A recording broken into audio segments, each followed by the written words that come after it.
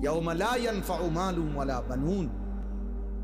আল্লাহ তাআলা কোরআনে বলছেন সেদিন আখিরাতে কোনো মাল কোনো উপকারে আসবে না, সন্তানাদিও কোনো উপকারে আসবে না।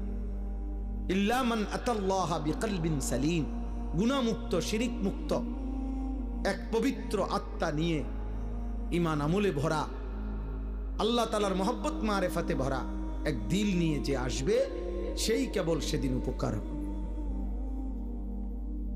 কোরআনুল কারীমে আল্লাহ বলছে ফাইযা নুফিখা ফিস-সূর ফালা আনসাবা বাইনাহুম ইয়াওমাইদিন ওয়ালা ইয়াতাসাআলুন।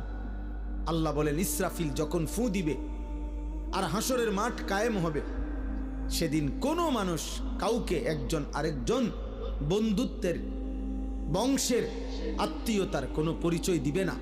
ওয়ালা ইয়াতাসাআলুন, কেউ কাউকে ভালো মন্দ কিছু জিজ্ঞেস করবে না।